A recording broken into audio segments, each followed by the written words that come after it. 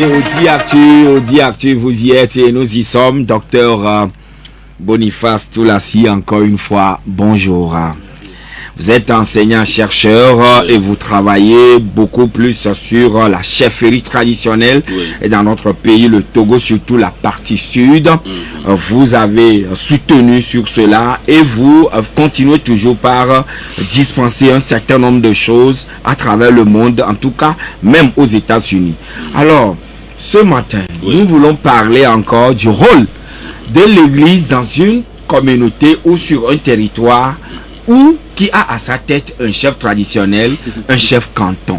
Alors, quel doit être le rapport ou le lien entre ces deux entités pour la cohésion, la paix et le bien-être des citoyens sur ce territoire? Mais avant, un chef traditionnel, vous nous en parlez depuis un moment sur la radio, mais voudrez-vous bien nous rappeler encore ce matin, et aimablement à tous ceux qui nous écoutent, qui on peut appeler chef traditionnel ou bien chef de canton? Oui, bon, en fait, il y a la loi numéro 2007-002 qui a déjà défini celui qui doit être chef traditionnel. Donc, nous ferons mieux seulement de vous le lire. Et quand nous parlons de chef canton, la désignation du chef traditionnel, ça nous sommes dans section 2, procédure de désignation et d'intronisation, article 11. La désignation du chef traditionnel par voie de succession héréditaire est dévolue au conseil coutumier. Donc, le chef traditionnel, sa reconnaissance aussi se fait. Si c'est le chef de canton, il est reconnu par décret en conseil des ministres sur rapport du ministre chargé de l'administration du territoire. Le chef de village est reconnu par arrêté du ministre chargé de l'administration territoriale sur rapport du préfet. Et le chef de quartier est reconnu par arrêté du maire. Donc, toute personne physique... Le chef de quartier est reconnu par arrêté du maire. Oui, nous sommes à la page 6, loi numéro... Ah donc, c'est pas gradation? Oui. Donc, le chef de quartier, on dirait, je ne dirais pas qu'il est moins, ou bien moribond, mais moindre en matière hiérarchique par rapport au chef de village. Et le chef de village est inférieur, ou bien on dirait un subalterne au chef de canton. Oui, donc c'est ce que nous appelons la structure organisationnelle de la chefferie traditionnelle. Donc un chef de quartier, c'est qu'il est en amont au chef de village, qui est en amont au chef canton, et qui fait ses rapports à monsieur le préfet, et le préfet relaie vers le ministre de tutelle. Donc voilà structurellement comment est organisée la chefferie traditionnelle. Donc sur un canton donné, on peut avoir chef de quartier, bien sûr. On peut avoir un chef de village, et à leur tête un chef de canton. Oui, parce que le village... Ils sont interdépendants? Oui, bien sûr. Le village est fait de quartier. Oui. Bon, quand nous prenons le quartier, il y a ce que nous appelons aussi le chef de famille. Donc chaque famille a un chef. Et toutes les familles là sont dans le quartier. Dans ce quartier-là, nous avons un chef de quartier. Bon, maintenant, quand nous prenons le village est constitué de ces quartiers.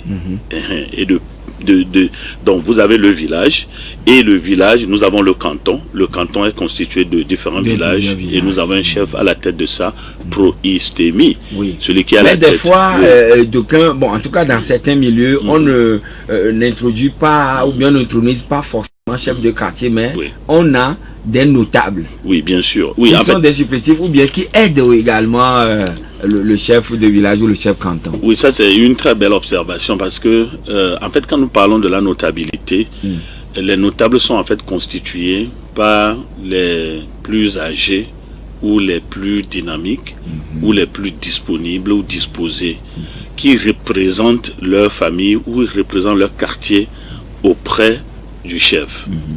En fait, c'est une représentativité démocratique. Nous voulons écouter ce qui se passe dans chaque quartier. Nous voulons savoir ce qui se passe dans chaque famille. En fait, c'est une koinonia politique, une société citoyenne. Et c'est pourquoi quelqu'un avait déjà appelé la chefferie traditionnelle une démocratie familiale. Ça, c'est Deschamps qui l'a dit au XVIe siècle déjà. Donc, c'est comme ça que les choses sont constituées. Donc, quand on dit notable, c'est quelqu'un que nous voyons disposé, intéressé, et aussi qu'on a su que sa vie, son caractère de tous les jours, et agrée l'assentiment de plus de la majorité des gens, et qu'on souhaiterait se Oui, faire mais représenter. si le blanc n'était même pas venu, on dirait que nos territoires étaient déjà organisés, structurés. Oui, mais les blancs savent ça. Ils sont seulement des menteurs. Certains blancs sont des menteurs. En fait, tout ce que nous faisons aujourd'hui en Occident, soit appris ici en Afrique. Quand vous parlez de la Maison Blanche existait déjà en Égypte. Ça existait. Et quand vous êtes au Maroc, ce qu'on appelle la Casa Blanca, ça veut dire la Maison Blanche. Donc ce n'est pas l'Occident, les États-Unis qui ont constitué. Et notre Afrique, lorsque nous disons Memphis, Memphis voudra dire le cœur du globe terrestre. Donc, quand nous parlons de la tectonique des plaques, ceux qui sont géologues, c'est le seul continent qui n'a véritablement jamais bougé. Sauf que le Brésil s'est détaché des côtes ouest de l'Afrique. Donc, nos territoires étaient déjà bien structurés. Vous avez, bon, ceux qui aiment Samori Touré de Alpha Blondy, il a fait un tableau de tous ces grands empereurs de nos nations qui ont bien structuré les pays. Quand nous prenons Béhanzin, nous avons les Amazones, nous avons l'armée, nous avons les rois, nous avons les princes. Donc tout Même était les bien. Ménéliques de... Voilà, Samori Touré, tout ça. Et donc l'Afrique était déjà si bien constituée que lorsque le blanc était venu, bon, ils étaient au courant d'une population déjà très civilisée. Et je le répète, quand vous lisez les textes médiévaux, nos grands-parents à la porte de l'Europe écrivaient « Attention, attention, ici vivent des monstres ». Nos grands-parents appelaient les Européens des monstres. Et donc voilà, nous voulons que l'Africain sache que, en fait, à part la dominance militaire dont on a abruti l'Afrique, nous n'avons véritablement pas grand-chose à apprendre de l'Europe que d'apprendre à travailler et de respecter la vie humaine. Et de respecter la vie humaine. Alors, une tête couronnée, le plus souvent, a de l'influence sur un territoire donné. Ce faisant, des confessions religieuses sur son territoire, ou les confessions religieuses sur son territoire, doivent-elles forcément faire allégeance au chef? Oui, bon. Ou bien quelle relation entre le pasteur, le prêtre et le chef? Oui. Bonne question. Il faut d'abord remonter à l'historique du christianisme. Je voudrais bien préciser qu'il y a deux types d'églises. Et la dénomination n'est pas l'église. Ce n'est pas une église. Ça, c'est une unité de l'église. Il y a l'église de Jésus-Christ et ce que la Bible appelle la synagogue de Satan. Ce sont des églises aussi qui feignent d'utiliser le nom de Jésus-Christ, mais ce sont des commerçants, ce sont des idolâtres, ce sont des magiciens, des astrologues. Donc lorsqu'on dit église, c'est le corps de Jésus invisible qui se rend visible à travers les gens qui se sont fait baptiser dans le sang de Jésus et on a bu le sang de Jésus, c'est ce qu'il a dit. C'est ce qu'il a dit. Et puis on vous baptise maintenant dans le sang, on vous lave du sang de Jésus-Christ. Donc vous êtes sanctifiés et vous êtes... Lorsqu'on dit n'aimez pas le monde, je voudrais profiter pour expliquer ces choses pour que le débat soit très clair. Quand on dit le monde, en fait au départ, il n'y avait pas de l'harmonie entre l'église et la société. Jésus est né dans un pays colonisé. Jésus est né dans un pays. Les Grecs ont déjà colonisé l'Israël. Quand vous lisez le Nouveau Testament, vous avez le mot helléniste. Ce sont les Grecs, Juifs, Brutus et Cassius ont été vaincus par Octave et Antoine. Donc c'est Octave là qui a changé son nom en Auguste César. Donc à la mort de Auguste César, on l'a déifié. Il est devenu Dieu. Donc dans la cité, lorsque vous allez au marché, vous allez à la municipalité, il y avait des religions. Le roi était adoré. Donc vous avez de l'encens, vous avez du feu. Donc quand vous allez par exemple quelque part, on vous dit, prenez de l'encens, mettez dans le feu et vous dites, longue vie César. Et le chrétien ne pouvait pas dire ça. Le César n'est pas roi. Le président n'est pas roi. Le chef n'est pas roi. Donc Israël était la seule nation dont le roi n'était pas Dieu. Alors quand le christianisme est né, on ne pouvait pas faire allégeance. On ne pouvait pas faire allégeance au roi. Je ne peux pas dire à un roi que vous êtes Dieu. Et c'est comme ça. Bon, ça c'est la magistrature suprême. Maintenant, lorsque nous allons au marché, Agora, il y a le dirigeant de l'Agora, le marché, qu'on appelle Agoramos. Donc il y avait aussi un dieu du marché. Et les gens doivent savoir ça. Tous nos marchés sont concoctés autour d'un Dieu. Voilà. Il y a un arbre là-bas, il y a quelque chose qu'on a enterré dans la terre, c'est ça qui fait la populaire du marché. Mais au marché aussi, vous ne voyez pas seulement les gens qui marchent sur leurs pieds, il y a des gens qui marchent sur leur tête, on laisse ça de côté. Donc quand vous allez... Là, c'est le monde invisible qui vient aussi au marché. On va parler de ça. Oui, on va parler de ça parce que vous avez parlé de la religion. Alors, lorsque je viens au marché, mon article, je vais vers l'agoramos. L'agoramos me dit, bienvenue de l'Égypte, bienvenue de la Syrie, bienvenue de la Perse. Bon, mettez votre article sur le Dieu de notre marché et vous dites, oui, c'est Zeus qui a fait ça. Non, le chrétien ne peut pas dire ça. On nous a toiletté des marchés. Alors, allons maintenant dans la société. Quand vous allez, ce que nous appelons aujourd'hui Parlement, tout ça, vous avez les pylônes, tout ça, il faut dire, vraiment, je suis ici pour respecter les lois données par Zeus, tout ça. Le chrétien ne peut pas faire ça. Et on nous a toiletté des instances politiques, juridictionnelles et judiciaires. Donc, quand Jean dit n'aimez pas le monde, c'est ce que Jean disait. Donc, le système qui existe maintenant, transposons ça sur le chef traditionnel. Les chefs n'aimaient pas l'Église. Au départ. Les politiciens n'aimaient pas l'Église. Et aujourd'hui même, je ne sais pas s'ils aiment l'Église. Il y a seulement un genre de conciliation, un genre de fabriquer d'harmonie pour le vivre ensemble. Et aussi, nous les chrétiens, on dit s'il ne dépendait que de vous, soyez en paix avec tout le monde. Oui. Donc, l'Église, quand l'Église était née, je ne peux pas dire à un chef qu'il est roi. Parce que l'Éternel est seul notre roi, notre juge et notre législateur. Ésaïe 22, verset 23. Et d'ailleurs, c'est le verset là qu'on a disséqué en trois pour faire la démocratie. Le roi, ça c'est le suprême exécutif. Notre législateur, c'est ça qui fait le législatif. Le Parlement. Oui, et notre juge, c'est qui fait le judiciaire. La démocratie est la fille de l'Église. C'est pourquoi ceux qui ne sont pas chrétiens ne seront pas de bons démocrates. Donc le monde est structuré à partir des dispositions bibliques. Mais bien sûr, si vous voulez, bon, même l'armée, qui est le premier soldat, c'est Dieu, Jéhovah Zébaoth. On l'appelle Jéhovah Zébaoth, le Seigneur, comment le Dieu des armées. Il a beaucoup de militaires. Dieu a beaucoup de militaires. C'est pourquoi Jésus a dit, si mon royaume était de ce monde, j'allais faire venir des myriades d'anges. Il a dit. Le chrétien doit savoir ça. Le chrétien africain doit savoir Dieu est un militaire. L'évangile, c'est d'un militaire. Donc, l'évangile, c'est d'un militaire. Oui, Dieu est un militaire. Parce que le Seigneur des armées. Oui. Il faut aller à Rome. Ils sont protégés par une armée secrète espagnole. Ça, c'est ce que les chrétiens doivent savoir. Les catholiques savent ça. Vatican est protégé par une armée espagnole secrète. Les armées les plus terribles de l'univers. Donc quand on dit à un chrétien, il ne faut pas aller dans l'armée, ça c'est des imbécilités évangéliques. Mais ça c'est déconseiller un chrétien ça, la de ne pas s'enrôler, de faire... Ça c'est une intelligence évangélique. Pourquoi dites-vous cela? Oui, parce que votre temple à Jérusalem était même protégé par une armée. Le temple avait une armée. Même les Juifs allaient à la guerre, ils faisaient la guerre aussi. Oui, comme vous le demandez, je vais vous donner les instructions. Ce qu'on appelle Simon le Zélote. Les Zélotes étaient un groupe rebelle qui était contre la colonisation romaine. Et ils avaient même une épée qu'on appelle Sicare. L'épée là, c'est ce que nous utilisons pour couper le riz, tout ça là. Donc, ils marchent et ils vont couper la tête de la personne à partir du derrière. Mais Jésus a pris un zélote pour mettre dans son équipe. C'est-à-dire, les chrétiens comprenaient, je ne change pas un pays à partir des armes. Je ne change pas un parti à partir d'une insurrection populaire. Je sais comment changer un pays. Bon, on laisse de côté. Il y avait Matthieu était quoi?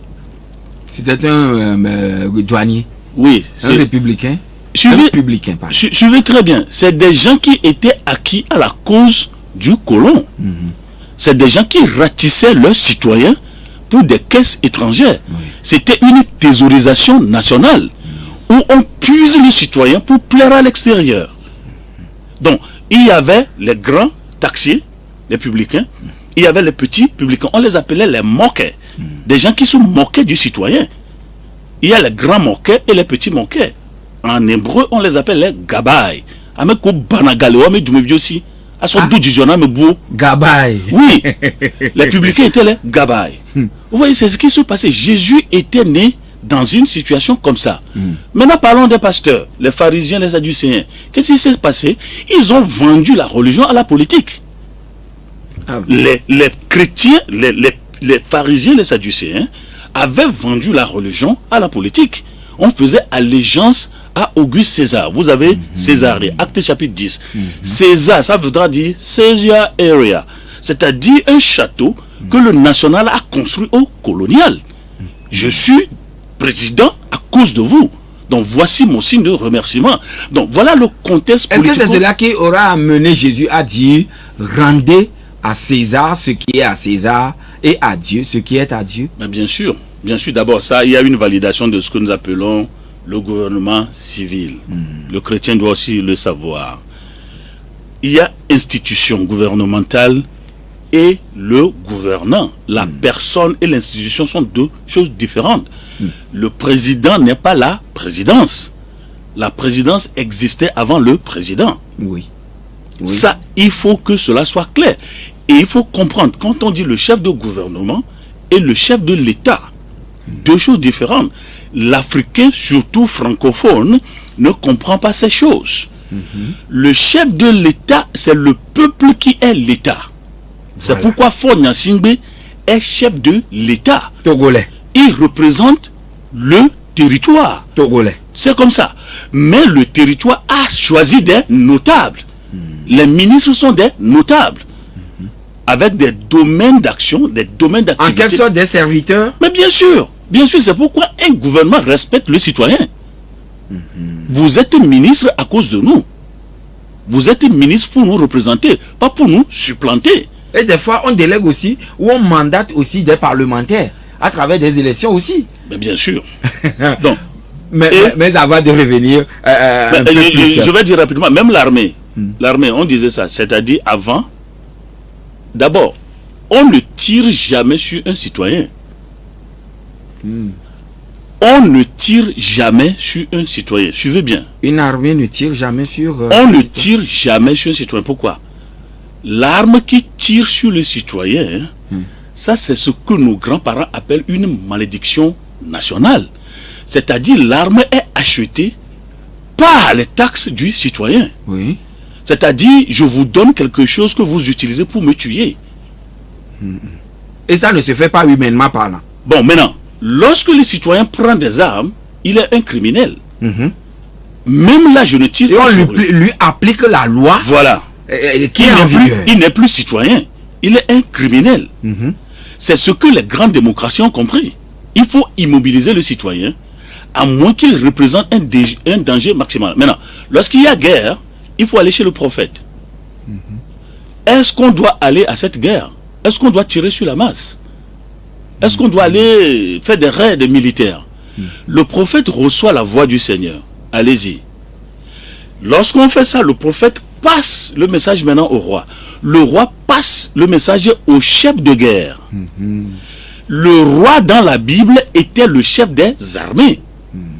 Et son premier fils était le ministre de l'administration territoriale. Mais Dieu, lui, il est le roi des rois. C'est ça. Et nous marquons la pause pour un chef, docteur. Tout à l'heure, je vous ai posé la question au regard de tous les détails que vous aviez, chef traditionnel. Oui. Puisque son église est implantée sur le territoire, qui a à sa tête son chef. Oui. Il faut reconnaître que la relation est déjà là. Mais est-ce qu'on la respecte? Est-ce qu'on veut la respecter? Et historiquement, l'Africain doit savoir que je n'ai pas voulu le christianisme.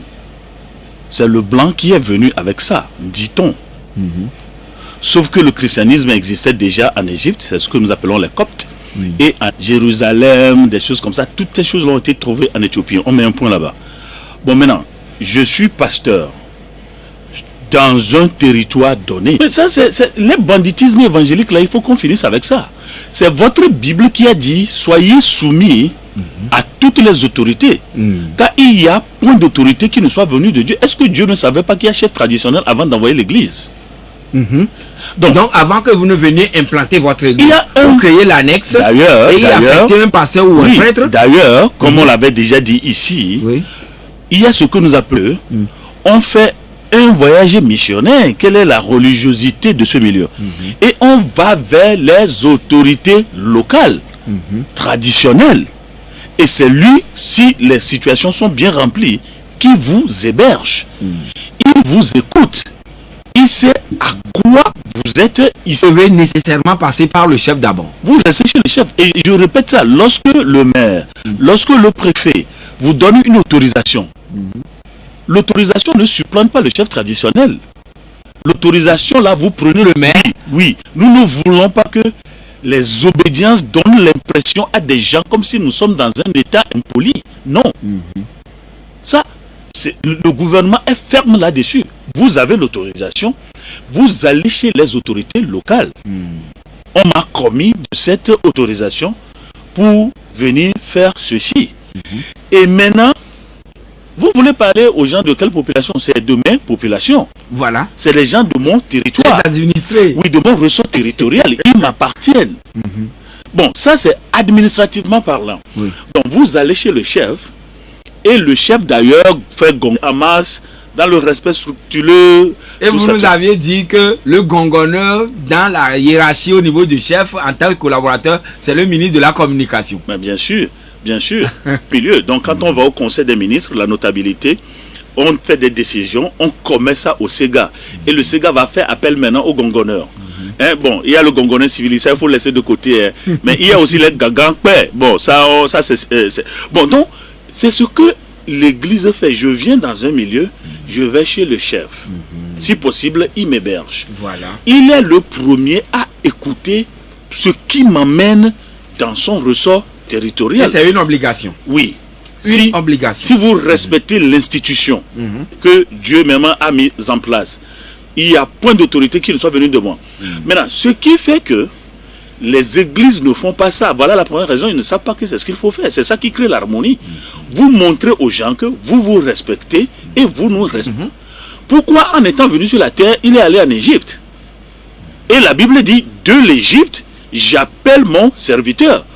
Va voir ce qui s'est passé là-bas. Donc, le christianisme doit apprendre à respecter les institutions, quelles qu'elles soient. Maintenant, il y a un aspect théologique de la chose.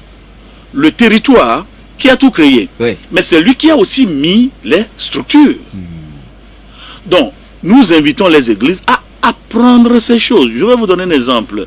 En une année, 95-97, si j'ai bonne mémoire, à Zender, ils étaient hébergés par l'imam de Zender. Les gens, le Campus pour Christ est allé là-bas. Ils sont hébergés par l'imam. Pour toutes les religions. Oui. Le chef est là pour tout le monde. Donc, si bien qu'il était imam, mais il était également chef de la localité. Mais il respecte l'autre religion parce qu'il y a un pays laïque. C'est pas ce que nous disons. Lorsque je respecte une religion, ça ne veut pas dire que je fais allégeance à cette religion. Il y a le respect de l'imago Dei, celui qui est devant moi représente Dieu. C'est l'image de Dieu, je dois respecter ça. Ce que nous appelons the sacredness of the life of a human being. C'est tout être humain qui est devant moi est sacré. Donc il apporte un message, je donne les consignes, les notables, les gardiens, les sociétés, tout ça, tout ça. Donc nous, les églises, qui pensons que nous sommes supérieurs aux chefs traditionnels, nous devons nous repentir et savoir qu'ils sont mis là-bas à dessein. D'ailleurs, si mais il est également non. Est-ce que le pasteur lui doit toujours ce respect mutuel? Mais est-ce qu'on respecte quelqu'un à cause de la religion? C'est-à-dire, tu es moi et je suis toi. Les Africains doivent comprendre nos grands-parents. Voilà d'ailleurs la raison. Je le porte. C'est ce que nous appelons le communalisme africain. Je suis... Oui, allez terminer. Maintenant, donc je respecte le nom. Et pour cette question, Moïse a vécu où? Au palais de Pharaon. Vous savez, dans la Bible, il faut lire Exode. Chaque matin, il allait se baigner dans le Nil. Mais le Nil, c'est un dieu. Crocodile. Il va se baigner là-bas.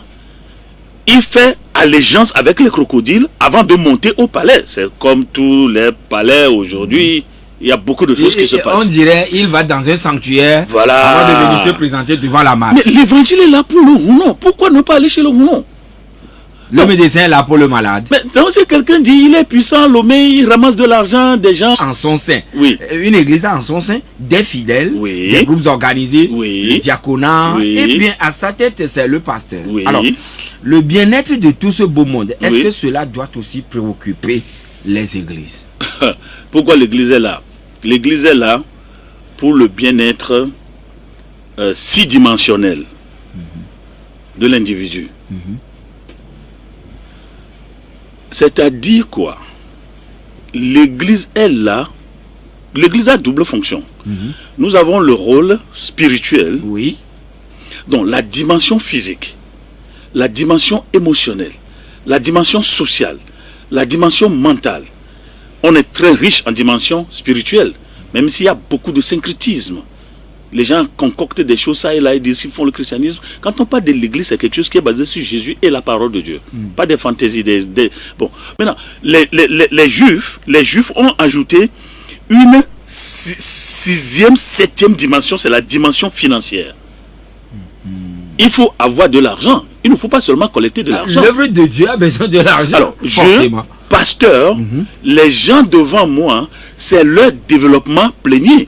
Ceux qui sont à l'INSEE, Institut national des sciences de l'éducation, lisez la réforme de l'éducation togolaise 1975, on dit pour le développement plénier de l'individu. Ça, c'est le rôle de l'église. Ce n'est pas seulement... D'abord, ils ne sont même pas développés spirituellement. Donc moi, le pasteur, la brebis qu'on m'amène, c'est pour l'abreuver, c'est pour la nourrir, c'est pour prendre soin de la brebis. Pas seulement du spirituel de la brebis. Donc paître la brebis dans son sens plénier.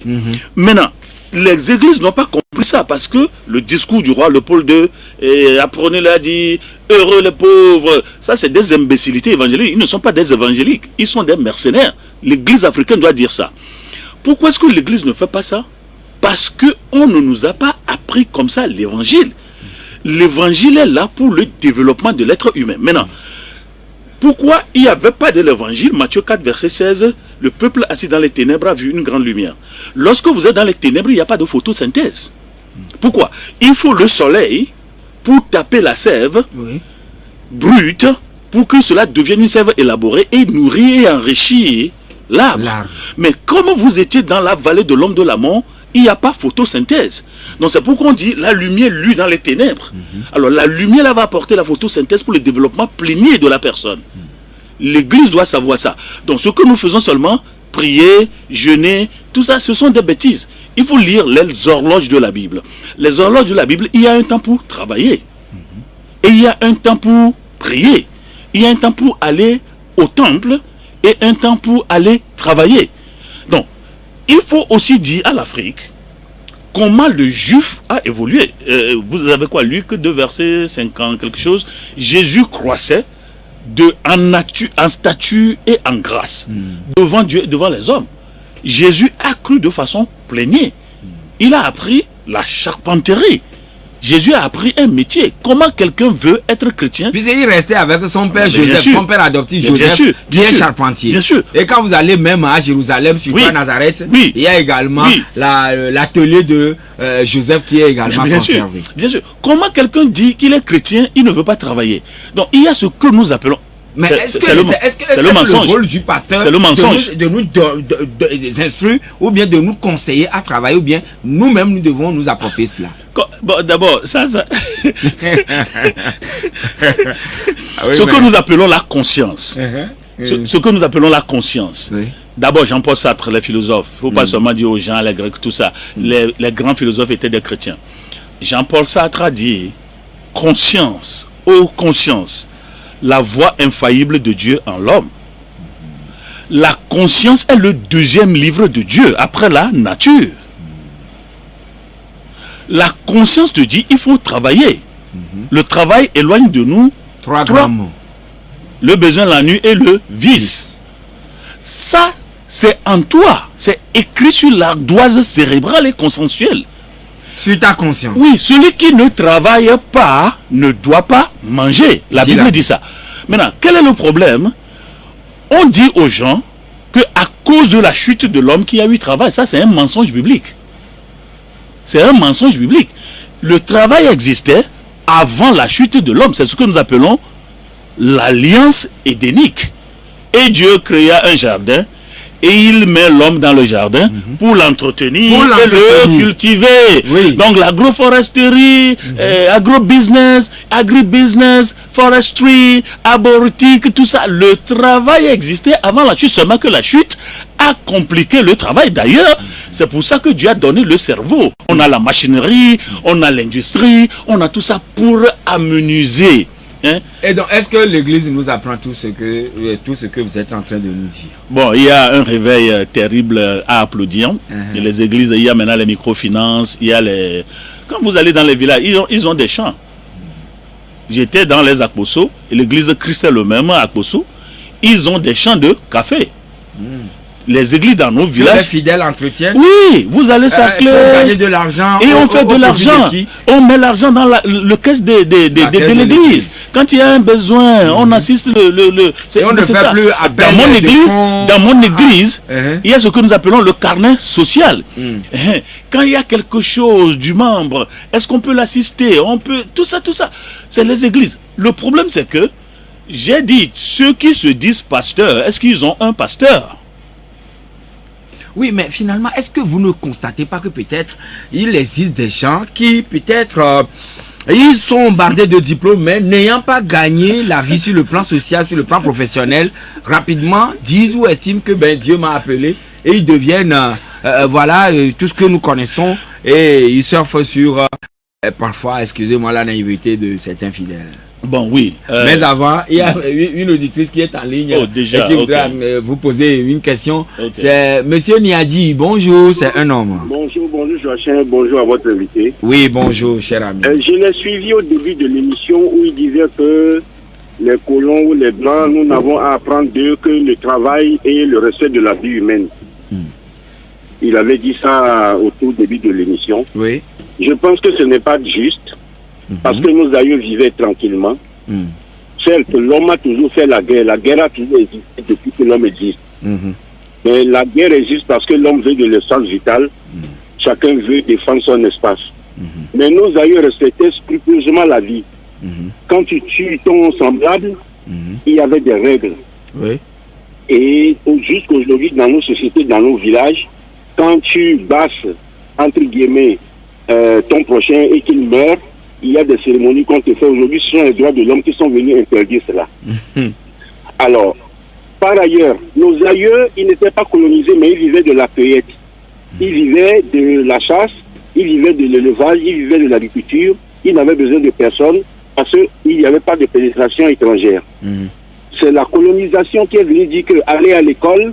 Quand vous allez à l'école, vous deviendrez ministre, vous allez porter costume, cravate, vous allez vous asseoir dans un bureau climatisé.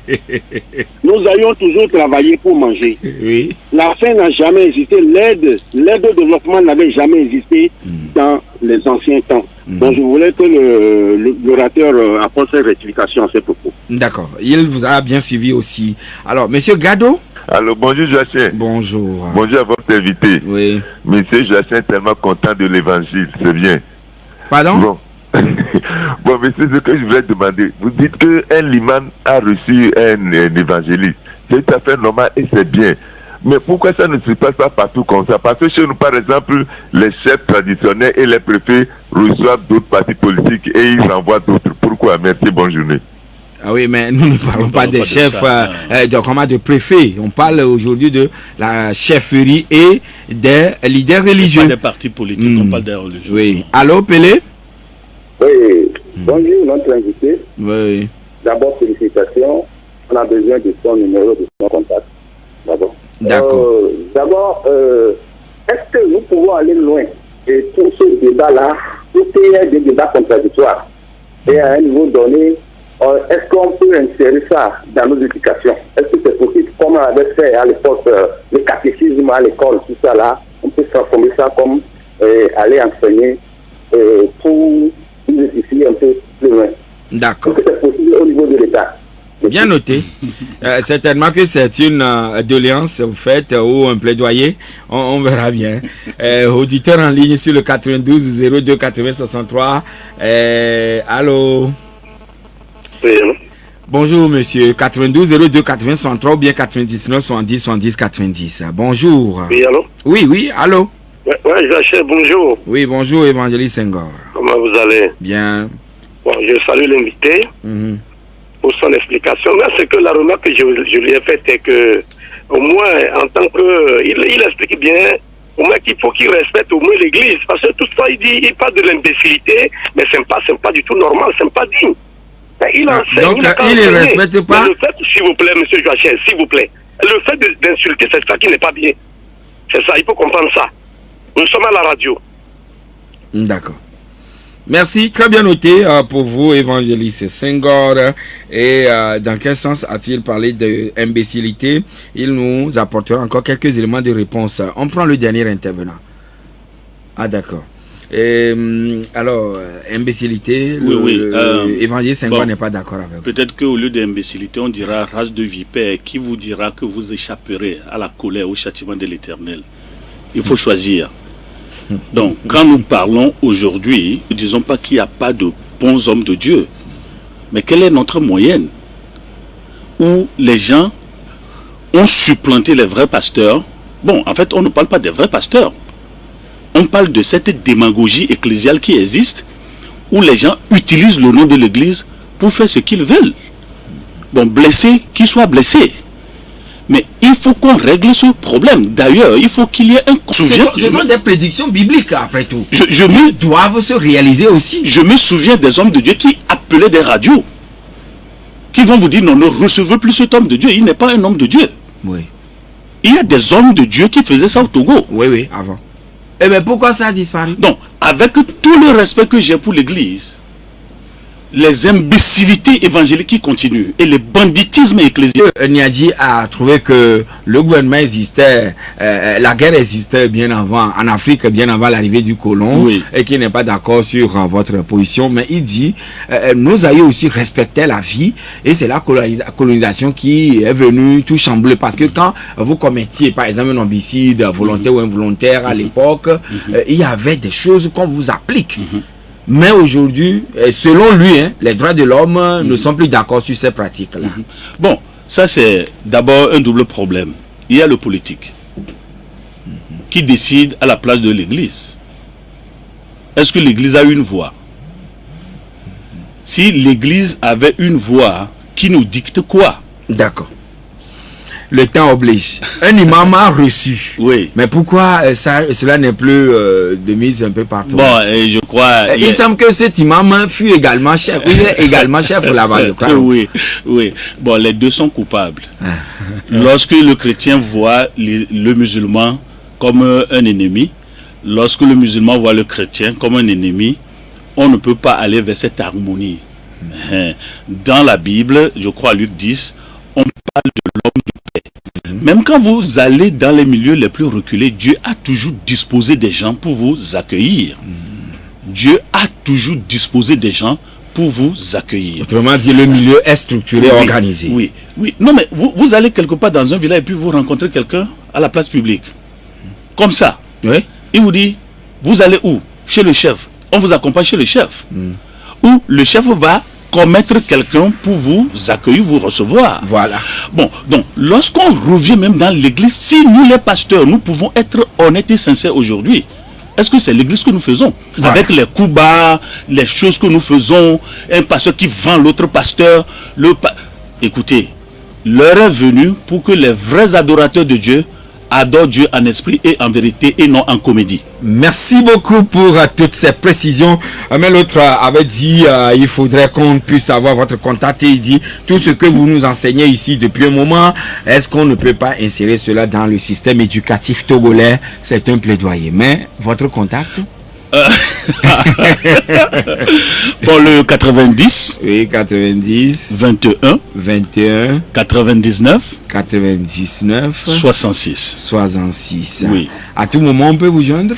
Si possible. Si possible. Par WhatsApp aussi, est-ce que c'est possible? Oui. WhatsApp, c'est mieux. Laissez-moi vos audios, tout ça. Merci beaucoup, docteur Boniface Toulassi, d'être passé chez nous ce matin. Je vous en prie. Deux occasions nous permettront également de vous avoir sur d'autres thématiques pour pouvoir nous éduquer, nous informer davantage. Ainsi soit-il. Ascool, merci pour la coordination technique. Je suis Joachim Betim, avec à ses côtés toute l'équipe de l'autre côté. Moi, je suis Joachim Betim.